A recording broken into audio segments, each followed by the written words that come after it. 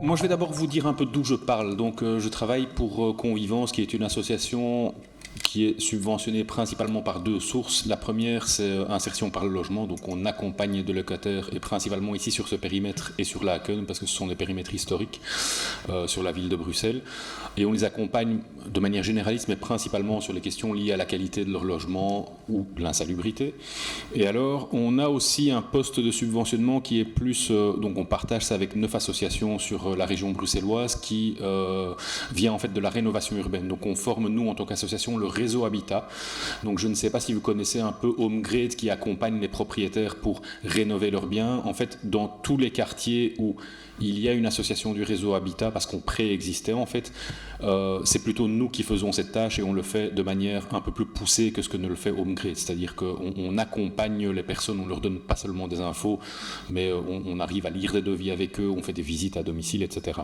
Donc c'est avec ces deux casquettes-là qu'on a une vision à la fois sur le marché locatif privé et l'accompagnement des locataires et les enjeux de rénovation, parce que mes collègues architectes participe par ailleurs au groupe de travail de Rénolution, donc qui est la grande stratégie de rénovation de la région, notamment le GT social pour éviter que toutes les normes et tout ce qu'on compte en kilowattheure, euros, etc. ne deviennent pas des drames sociaux.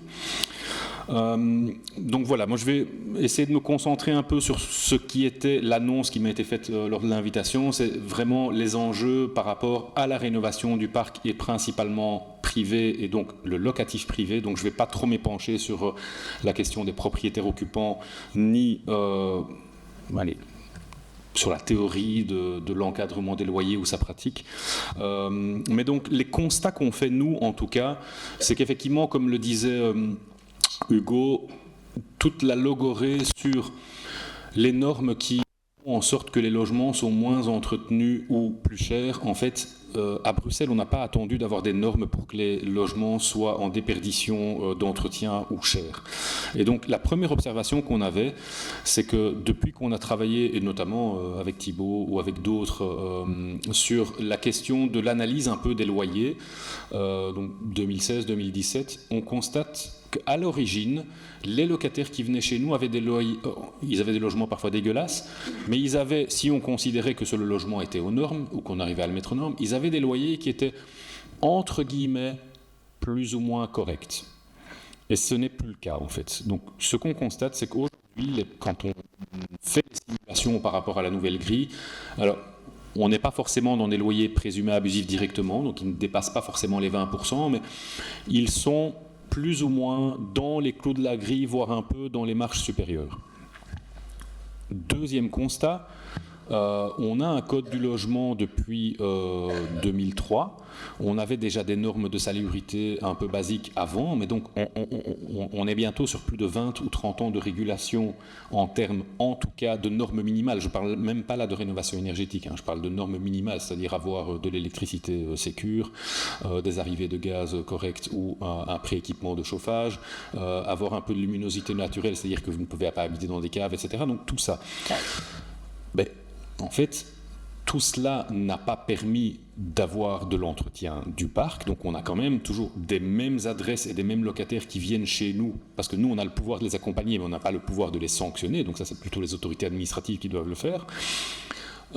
Mais quand on regarde l'analyse en général du niveau de vie ou du logement à Bruxelles, on peut dire que la période où on a fait les régulations, c'est pas là que les bailleurs ont arrêté de rénover parce que c'était trop cher ou que c'était trop compliqué. Quand vous regardez la principale période d'exode urbain à Bruxelles, c'était quand même avant l'adoption de ces normes. Et on a en fait repeuplé la ville après.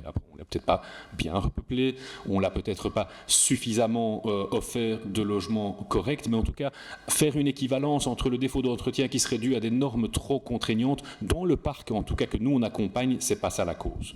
La cause, c'est qu'il y a une procrastination de la part du bailleur par rapport à l'entretien de son logement. La troisième chose qu'on observe, et c'est... alors là, je ne pourrais pas dire si c'est lié directement à l'objectif d'atteindre des normes environnementales performantes ou à d'autres choses, mais on sent qu'il y a quand même une dynamique de vente rachat, et ça a un impact vraiment sur le locataire, à la fois en termes de renom pour travaux, mais dans un ensemble plus général, ça alimente toutes les dynamiques qu'on disait tout à l'heure, c'est-à-dire entre deux baux, même si vous n'avez pas fait de travaux, une fois que vous mettez le locataire dehors, il y a très peu de contrôle sur le fait que vous respectez, si c'est beau cours, le dernier loyer pratiqué au précédent locataire. Mais on voit aussi que toute cette dynamique de renom amène parfois des motifs qui sont illégaux, en fait. Cette année, pour la première fois, on a fait l'exercice sur les chiffres 2025, en tout cas sur certains dossiers, de voir pourquoi est-ce que les gens étaient venus chez nous en prévention des expulsions. Plus de la moitié des dossiers, c'est pour des renoms. Et plus de la moitié de ces renoms sont en fait illégaux. Donc ça, c'est quand même quelque chose dont il faut se rendre compte en préalable dans toute la dynamique de rénovation qu'on peut avoir, que ce soit pour les normes ou l'environnemental. Je vais y revenir après. Donc, le marché, en fait, il dysfonctionne. Il dysfonctionne pas parce qu'il y a des normes, il dysfonctionne parce que... Alors, effectivement, il y a une demande qui est sans doute plus grande que l'offre, et je pense qu'il faut à un moment donné atténuer aussi le discours qui est de dire il n'y a pas que la construction de logements qui va résoudre la crise. Alors, c'est vrai, et particulièrement sur le fait que aujourd'hui, ce qui détermine les prix des logements nouvellement offerts à la location, c'est-à-dire une nouvelle construction, là, c'est pas le quartier, c'est en fait l'investissement qui a été fait. Je veux dire, 70% de ces logements, et c'est les promoteurs qui le disent, sont achetés en fait par des investisseurs. Donc effectivement, c'est pas cette offre-là qui va répondre à la demande de logements abordables. Par contre, il y a quand même un enjeu aujourd'hui, et on le constate. Le marché n'est pas assez souple en termes d'offres de logement pour des personnes qu'on devrait nous déménager, sortir de leur logement pour attaquer le bailleur ou pour rénover. Il y a un vrai problème en fait de permissibilité de la rotation locative. Et elle est subie en fait, elle n'est pas choisie par le locataire. Ça, il faut bien s'en rendre compte. Alors, un autre constat, ça c'est un peu une théorie qu'on fait, mais encore une fois, les prix n'ont pas attendu les régulations pour augmenter même sur le marché de segments bas. Alors là, moi j'ai une théorie, c'est un peu une assimilation donc les économistes, Hugo ou d'autres, enfin je pense que Thibault est économiste aussi, pourrait peut-être vérifier ou infirmer ça, mais un peu comme vous avez le phénomène de black tax, c'est-à-dire que tout ce qui est dirigé vers des publics plus précaires, en fait le marché s'adapte en survalorisant le risque. C'est-à-dire que quand vous avez un locataire, enfin, on a souvent des bailleurs qui nous disent le locataire n'est pas qualitatif, c'est pour ça qu'on lui a remis un renom. Il n'y a pas des logements qualitatifs, mais il y a des locataires qualitatifs d'après le vocabulaire des bailleurs.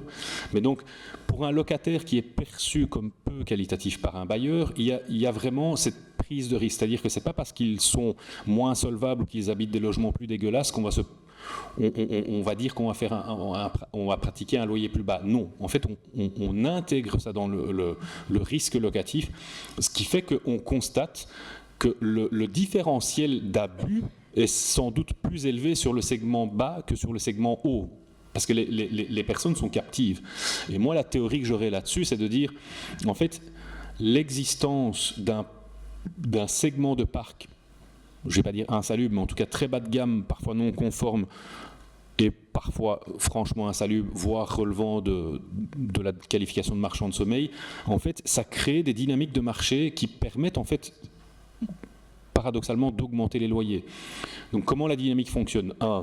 Vous avez, on estime aujourd'hui à entre 10 et 15% le parc qui serait non conforme. Voilà, il n'y a pas vraiment d'études là-dessus, mais on peut l'inférer par rapport aux chiffres qui reprennent le ressenti des locataires par rapport à la qualité de leur logement, notamment dans l'Observatoire des loyers. Donc, vous avez des bailleurs qui rénovent, entretiennent bien, ils se disent, voilà, moi, à côté de moi, j'ai un logement dégueulasse. Si même ça vaut autant, mais moi, qu'est-ce que je vais faire ? Les gens qui ont les moyens, ils se ruent sur mes logements à moi pour pouvoir louer. Donc, je vais augmenter mes loyers par simple, on appellerait ça, facteur de démarcation. Dans un deuxième temps, qu'est-ce qui se passe ? Vous avez des personnes principalement moins bien nantis qui n'arrivent pas à suivre ces loyers-là sur le parc accessible ou en tout cas décent, et donc elles se ruent elles-mêmes, elles font une sorte de deuxième poche de concurrence sur des logements entre guillemets dégueulasses. Et qu'est-ce que le bailleur là fait ? Moi, il n'y a rien qui m'interdit, en fait, tant que les gens sont capables de le payer ou ne peuvent pas aller ailleurs, d'augmenter moi aussi mes loyers. Donc en fait, je dis ça pourquoi ? Parce que Je dis ça parce que, de notre point de vue à nous, chez Convivance, on a longtemps plaidé, et on plaide toujours, pour ce qu'on appellerait un permis locatif. Alors, ça ne veut pas dire qu'on va du jour au lendemain fermer les logements, mais en tout cas, on le considère comme un incitant aussi. Alors, ça peut être sur une base volontaire dans un premier temps, mais c'est un outil qui servirait en fait à objectiver la responsabilité du défaut d'entretien entre locataires et bailleurs. Et quand on dit ça, on nous objecte souvent que, mais en fait, si on ferme tous les logements du jour au lendemain, on ne va plus avoir de logements qui peuvent loger les personnes qui en ont besoin. Et donc, c'est un peu pour contrer cet argument-là, de dire, OK, si on ferme tous les logements non conformes du jour au lendemain, ce qui n'est pas notre objectif, parce qu'il y a parfois des non-conformités qui sont légères, hein, je veux dire, même la DIRL ne ferme pas des logements pour ça. Mais de dire que les loyers augmenteraient mathématiquement ou mécaniquement parce qu'il n'existerait pas de logement insalubre, en fait, c'est quelque chose à nuancer quand même. Aujourd'hui, tous les logements non qualitatifs ou sur le bas de gamme ne sont pas forcément à des loyers abordables, pas tous en tout cas. Et deux, comme j'essaie de le montrer, en fait, le risque locatif que le bailleur dit prendre en logeant des publics plus précaires se répercute aussi sur les loyers. Ça a un effet en fait. Donc de là, je vais venir un peu à comment est-ce que l'outil PEB ou tout ce qui est... parce que c'était un peu ça qu'on m'a demandé, c'était plus avoir un regard sur la rénovation énergétique, comment ça influence ou ça peut avoir des effets sur le marché locatif privé. Donc, il y a un des écueils aujourd'hui qui est un peu un impensé de la politique, c'est que les directives européennes, elles demandent d'atteindre des objectifs de baisse des émissions, mais elles ne disent pas comment. À Bruxelles, on a fait le choix de miser principalement sur la qualité du bâti, la qualité énergétique du bâti. Et ça, voilà, c'est un objectif légitime parce qu'effectivement, on n'habite pas de la même manière, on ne consomme pas pour un niveau de vie équivalent la même chose quand on habite dans un logement bien isolé avec des normes performantes, etc., et un autre qui est une passoire. Par contre, l'écueil qu'on y voit nous aujourd'hui, c'est que la PEB devient un peu l'outil de référence, alors que, il reste quand même assez théorique.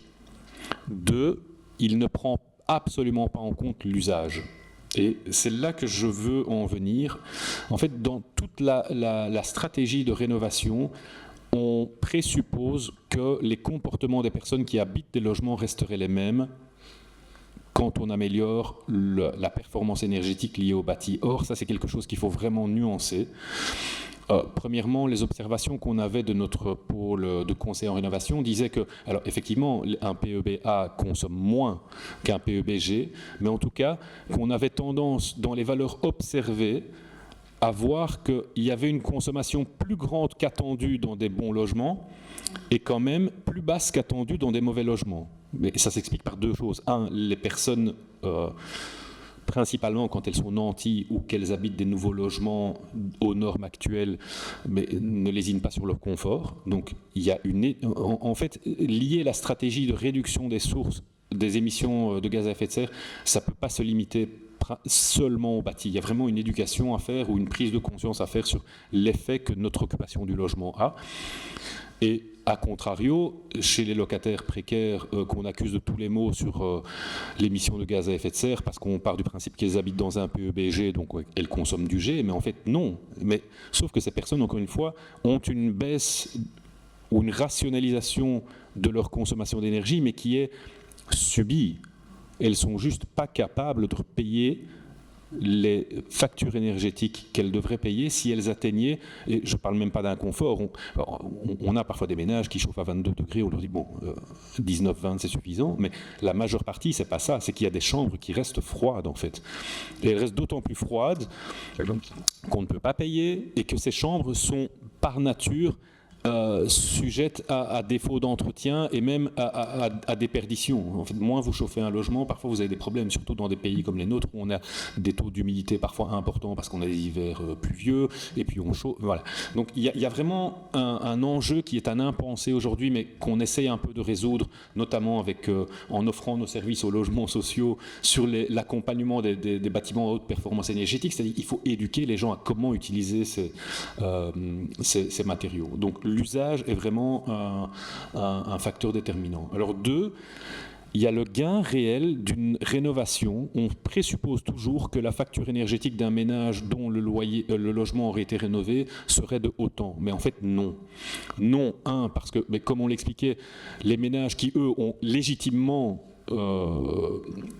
un saut de confort parce qu'elles ont enfin un bon logement, en fait elles ne vont pas continuer à vivre dans du 15 degrés, elles vont quand même arriver à du 18-19.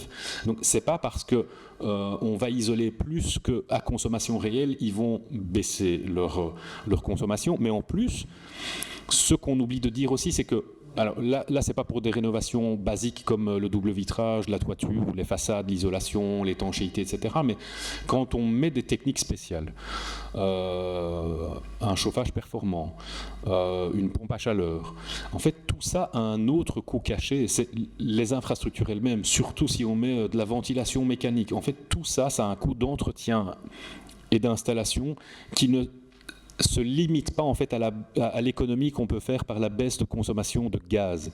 Et ça, il faut bien s'en rendre compte, c'est que l'économie, elle est parfois réelle en termes environnementaux, en termes économiques, c'est pas toujours le cas. Donc, avoir une intention là-dessus, c'est vraiment primordial. 3, je vais en arriver un peu au cœur de ce que je voulais dire, c'est qui paye la procrastination passée du bailleur. En fait, nous, ce qu'on constate, c'est que les locataires qui viennent chez nous sur notre segment, ils ne viennent pas dans des nouveaux logements, ils viennent dans des anciens logements, qui viennent d'être rachetés par une nouvelle personne. Donc, pour rallier un peu ce qui a été dit, l'investissement, il a été amorti depuis longtemps. Donc, en fait, le nœud du problème, c'est quelle est la répartition de la charge du surinvestissement à cause du défaut d'entretien du précédent bailleur. Toujours le rappeler. Qui va payer? En fait, on dit, si on conventionne, on va donner des primes. Alors, l'État, ce qu'il poursuit comme objectif, c'est la réduction des gaz à effet de serre. Mais on a tendance à mêler à ça dans la communication des enjeux économiques. Le locataire, il va avoir vous allez pouvoir augmenter votre loyer, mais en fait, il faut absolument... Je ne vais pas dire qu'il faut suspendre la question économique, elle intervient à un moment donné, mais il faut en tout cas arrêter de présenter Rénolution et toutes les stratégies de baisse des d'émissions de gaz à effet de serre comme des enjeux économiques pour le pouvoir public. Pour le pouvoir public, c'est pas ça. Pour le pouvoir public, c'est collectivement comment rester dans un monde vivable. Tant qu'on ne fait pas ça, on donne des arguments et en fait on pollue le débat. Parce que, qu'est-ce qui se passe ? On considère qu'il est légitime pour le locataire de payer plus parce qu'il aurait une baisse de consommation, quod non, ce qui n'est pas vrai. Et 2, on considère qu'il serait légitime pour le pouvoir public de financer ça, mais ce qui n'entre jamais dans je ne vais pas dire la quadrature du cercle parce que c'est plutôt un triangle, c'est 3 acteurs, mais on ne parle jamais de l'investissement qui devrait être naturellement consenti par le bailleur.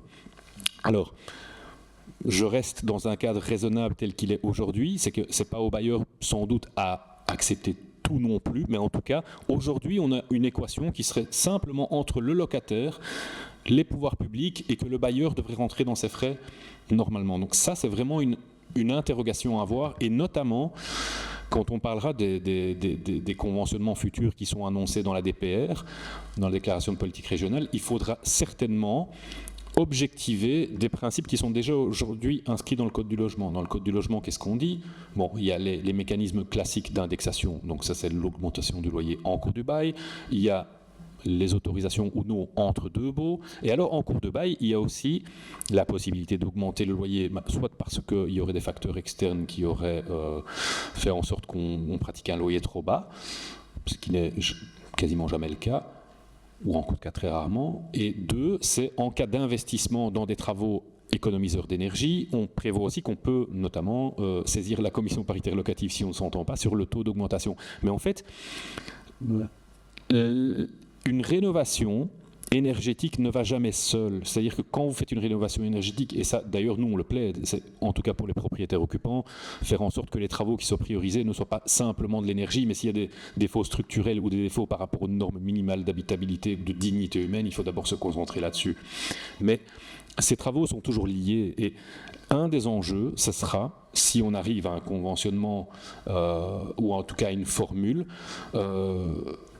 dans le Code du logement, on dit qu'il y a 2 facteurs qui détermineront la hausse du loyer possible. C'est 1, l'investissement consenti par le bailleur. Donc là, il faudra à minima supprimer ce que le pouvoir public a avancé comme prime si jamais il devait y en avoir.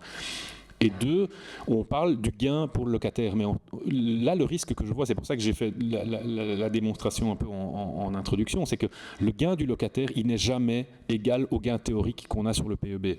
Donc, soit on arrive à instaurer un monitoring réel des consommations, soit on arrive à objectiver comment les gens habitent leur logement et qu'est-ce qui est réellement dû à l'économie d'énergie. Mais si on ne fait pas ça, ça risque d'être un carnage. Donc il faudra à un moment donné aussi se dire que ce n'est pas au locataire à payer entièrement dans le loyer la hausse de confort qu'il a eu grâce à des travaux économiseurs d'énergie. Si on élude ce débat, on n'y arrivera pas.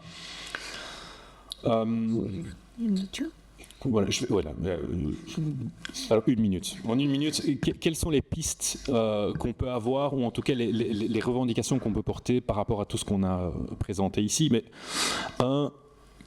même pour les baux longs, en fait, aujourd'hui, il n'est pas concevable, il n'est pas soutenable de permettre une augmentation de loyer entre deux baux. Ça ne se justifie plus, en fait. Il y a trop de manière pour un bailleur de résilier un bail sans investir, sans réaliser les travaux, alors qu'il l'invoque.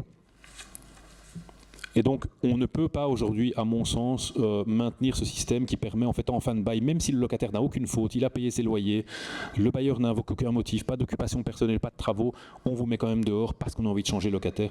Ça, il faut vraiment arrêter avec ça. Je pense que ça doit être la première recommandation ou la première chose qu'on exige. Deuxième, surtout avec la crise énergétique qui s'annonce, bloquer, comme on l'a fait sous l'ère Covid ou l'ère du choc ukrainien, mais bloquer l'indexation des passoires énergétiques. Je pense qu'autrement, on n'y arrivera pas, voire même, pas seulement aujourd'hui, mais dans le futur, si on veut vraiment avoir un incitant réel sur les bailleurs, il faut pouvoir dire qu'un logement G ou F, ça n'est pas indexé. Et troisièmement, l'interdiction des renoms sans motif, mais bon, ça je l'avais dit aussi. Donc il y a non seulement le blocage des loyers entre deux baux, mais la possibilité même de mettre fin à un bail sans motif. Je pense qu'il faut revenir dessus, ou en tout cas le porter. Ça doit être notre combat actuel.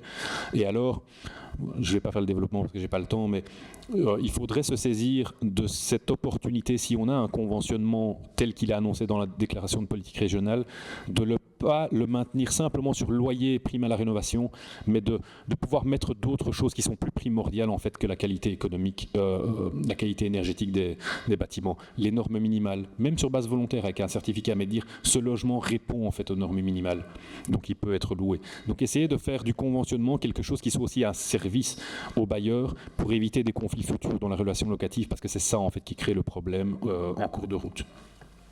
Merci.